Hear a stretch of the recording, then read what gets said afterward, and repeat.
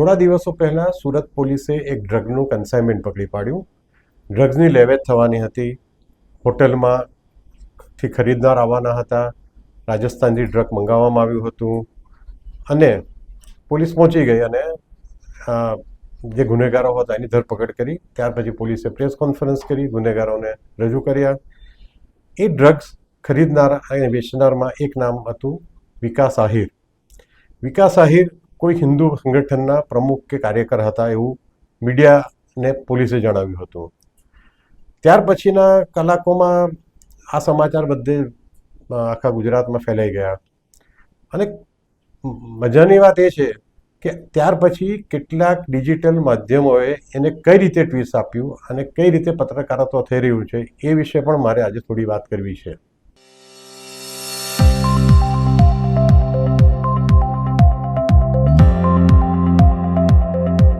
આપ જોઈ રહ્યા છો હોટલાઇન ન્યૂઝ અને હું છું વિક્રમ વકીલ. હું જ્યારે પત્રકારિત્વમાં આવ્યો એટલે કે લગભગ 1986ના વર્ષમાં આવ્યો એટલે આજે લગભગ 38 વર્ષ થયા.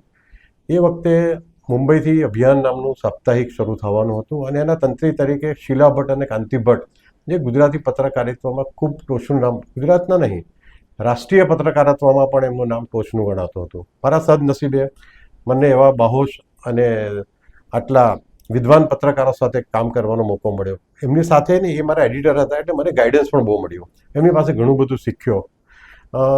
મારા સારા સદનસીબે અને મહેનતને કારણે મેં પહેલા વર્ષમાં જ એટલે 87-88 સુધીમાં બે ત્રણ વર્ષમાં જ રાષ્ટ્રીય કક્ષાના 8 થી 10 મોટા સ્કૂપ્સ આપ્યા.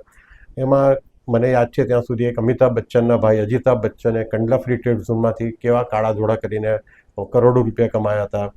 એ સિવાય અમરસિંહ ચૌધરી મુખ્યમંત્રી હતા, એમની લાકડાની દાણચોરી વિશે. અમરસિંહ ચૌધરીએ મુખ્યમંત્રી હતા ત્યારે જ ખાનગીમાં બીજા લગ્ન કરી નાખ્યા હતા, એ પુરાવા એમના મેરેજ સર્ટિફિકેટ સાથે એવી સેંકડો સ્ટોરી કરી. અને એમાંની ઘણી સ્ટોરી રાષ્ટ્રીય અંગ્રેજી પત્રોએ પણ છાપી, મુંબઈના અમુક ઇંગ્લિશ મેગેઝિનોએ પણ છાપી, ઇલસ્ટ્રેટેડ વીકલી જમાનામાં આવતું એણે પણ લીધું હતું. અપાર્ટ ફ્રોમ ધેટ ચાલો હવે વાત પછીના વર્ષો મેં સમાંતરમાં મુંબઈ ન્યૂઝપેપર ઇવનિંગ લોન્ચ કર્યું, સંદેશ પ્રિન્ટ એડિટર તરીકે રહ્યો, ગ્રુપ એડિટર અમદાવાદ, ગુજરાત સમાચાર, નવ ગુજરાત ટાઈમ્સ, ઘણી બધા છાપાઓમાં કામ કર્યું અને ખાસ અગત્યનું rediff.com. એ મને લાગે છે કે એ સમયથી પહેલાં ચાલુ કરવામાં આવેલી પહેલી ન્યૂઝ વેબસાઇટ હતી 1999માં લગભગ.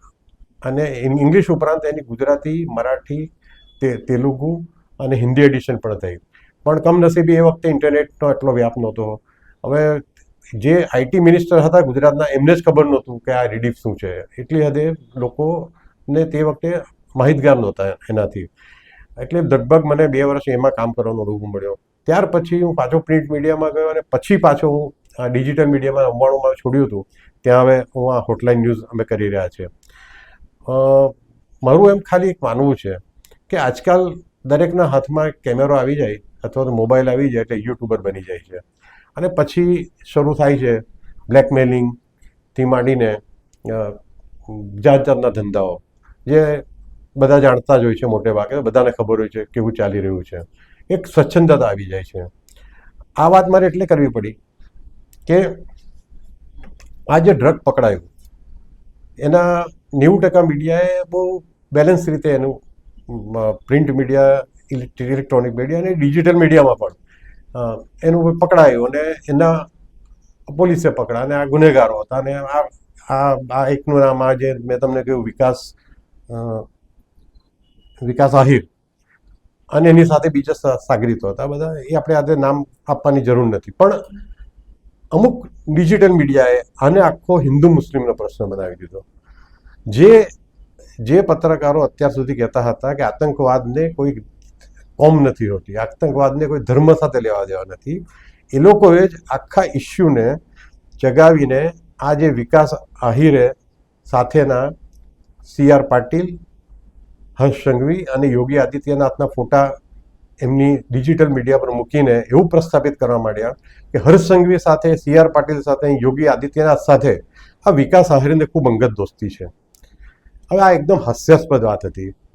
મિત્રો, તમે પણ જાણો છો, જાહેર ક્ષેત્રમાં રહેલી કોઈ પણ વ્યક્તિ હોય, એ પછી પોલિટિશિયન હોય, ક્રિકેટર હોય, ફિલ્મ સ્ટાર હોય કે સામાજિક કાર્યકર્તા હોય, એમના ચાહકો ઘણા હોય છે, એમને મળવા ઘણા આવતા હોય છે, એમને મળીને એમની સાથે ફોટોગ્રાફ લેવાની પણ ઈચ્છા ઘણા સેલ્ફી લેતા હોય છે, અને એમાં કોઈ ખોટું પણ નથી. અને હજારો લોકો આવા જાણીતી વ્યક્તિઓને મળતા હોય અને એને યાદ પણ ન હોય કે આ કોણ છે. નવાઈની વાત એવી છે કે કેટલીક ડિજિટલ માધ્યમ, કેટલાક હું એમ કહું છું, કેટલાક, બધા નહીં, જે પોતાને ઓવર સ્માર્ટ ગણાવે, જેમને પ્રિન્ટ મીડિયાનો કોઈ અનુભવ નથી લીધો. મેં શરૂઆતમાં જે વાત કરીએ કે કોઈ પણ ફિલ્ડમાં, કોઈ પણ તમે ઇલેક્ટ્રોનિક મીડિયામાં જાઓ, પણ હું માનું છું કે પત્રકાર એ એટલીસ્ટ 1 થી 2 કે 3 વર્ષ પ્રિન્ટ મીડિયામાં કામ કરવું જોઈએ, તો તમને સાચો અનુભવ મળશે. લખવાની પર તમારે પકડ આવશે. સ્ક્રિપ્ટ લખવા માટે તો તમારે બહુ કંઈ નોલેજની જરૂર નથી હોતી, નથી કે ક્રિએટિવ વસ્તુ એ. પણ પ્રિન્ટ મીડિયામાં કામ કરનારા પત્રકારો પણ મારી વાત સાથે સંમત થશે, અને હું માનું છું ઇલેક્ટ્રોનિક ડિજિટલના જે સિનિયર પત્રકારો છે એ પણ સંમત થશે કે પ્રિન્ટ મીડિયામાં તમારું પાપા પગલી પત્રકારત્વની પ્રિન્ટ મીડિયાથી જ થવી જોઈએ. By the way, apart from that, હવે આખો ખેલ શરૂ થયો. કઈ રીતે હર્ષ સંઘવીને બદનામ કરવા. હર્ષ સંઘવી સામે મને ખબર છે અમુક મીડિયાને કોઈક બાબતમાં વાંધો છે, એ મને ખબર છે કઈ બાબતમાં વાંધો છે, અને એ બાબતમાં આપણે પડવું પણ નથી. પણ જે લોકો જિગ્નેશ મેવાણી અને આમ આદમી પાર્ટીના ગોપાલ ઇટાલિયાને પ્રમોટ કરતા રહે છે સતત, એમણે 2 જણે જે ટ્વીટ કરી, એટલી બધી વિકૃત અને આપણે કહીએ કે વિચિત્ર પ્રકારની અને એકદમ અસંબંધ ટ્વીટ હતી, અને એને આપણે આ લોકોએ ઉચકી લીધું. એ ઉચકીને જાણે કે એ લોકો આના નામે પોતે જ, એ લોકોને એક આનંદ મોઢા પર દેખાતો હતો. એ જે એન્કરિંગ કરતા હતા આ સમાચારનું, કે કેવા બરાબર ફસાયા આ વખતે તો CR પાટીલ, હર્ષ સંઘવી અને યોગી આદિત્યનાથ બરાબર ફોટા આવી ગયા છે. હવે આ લોકોને બરાબર આપણે લઈએ, અને એ રીત ચાલુ થયું આખું કે એક પ્રકારનું કેમ્પેન કે હર્ષ સંઘવીના ડ્રગ્સ ડીલર સાથેના સંબંધો. હવે કોઈ પણ માણસ, આખી હાસ્યાસ્પદ વાત લાગે, હર્ષ સંઘવીની નીચે પોલીસ છે, પોલીસ પૂરેપૂરી સ્વતંત્રતાથી આ મામલે એક્શન લીધા છે, ગુનેગારોને પકડ્યા છે, રિમાન્ડ પર લીધા છે, એમના ઘર પર SOG અધિકારીઓ જેને રેડ કરીને તપાસ કરી છે. આમ છતાં ફક્ત એક એજન્ડા લઈને ચાલવું એ કેટલી હદે યોગ્ય છે એ દર્શકોએ નક્કી કરવાનું છે. આ એજન્ડા થ્રુ કલાકોના કલાકો, એટલે લગભગ 48 કલાક સુધી ચાલ્યું ડિજિટલ મીડિયામાં. ડિજિટલ મીડિયા દરેક અમુક મીડિયા, ડિજિટલ મીડિયાના અમુક કહેવાતા પત્રકારોએ આ ચલાવ્યું કે હર્ષ સંઘવી અને યોગી આદિત્યનાથ અને CR પાટીલ સાથે આ પેલા જે ડ્રગ ડીલર હતો વિકાસ આહિર, એને મિત્રતા હતી. અને હદ તો તારે થઈ ગઈ કે એક ડિજિટલ માધ્યમે ત્યાં સુધી કહ્યું કે આ હિન્દુત્વ, એ લોકો ડ્રગ સાથે સંકળાયેલા છે, હિન્દુઓને ડ્રગ આપે છે, હિન્દુ. એટલે આમાં ક્યાં હિન્દુ, મુસ્લિમ, ખ્રિસ્તી કે શીખ આવ્યા? ગુનેગાર હોય છે, અને ગુનેગાર પછી કોઈ પણ જ્ઞાતિનો હોય, કોઈ પણ કોમનો હોય. અને હમણાંનું ગુજરાતની લો એન્ડ ઓર્ડરની સ્થિતિ જોતા હું ચોક્કસપણે માનું છું કે પોલીસ કોઈ પણ પ્રેશર વગર કામ કરે છે એ દરેક જોઈ શકે છે. તમે કોઈ પણ કોઈ એક મુદ્દો કોઈ લાવીને બતાવે કે પોલીસે આ પ્રેશરમાં આવીને આને છોડી દીધો. જેટલા કિસ્સા બન્યા આપણા ગુજરાતમાં છેલ્લા 1 વર્ષમાં, મને બતાવો એક કિસ્સો કે જેમાં પોલીસ પ્રેશરમાં આવી ગઈ હોય. હવે આખી વાત એ છે કે તમે આમાં જો આ એક કિસ્સામાં કોમ લાવશો, તો જ્યારે બીજી કોમની વ્યક્તિ ડ્રગ કેસમાં પકડાશે ત્યારે તમે એની કોમ બોલવાના છો કે આ કોમનો છે, અને એ કોમને એ જ કોમના બીજા યુવાનોને ડ્રગ આપવાનો છે.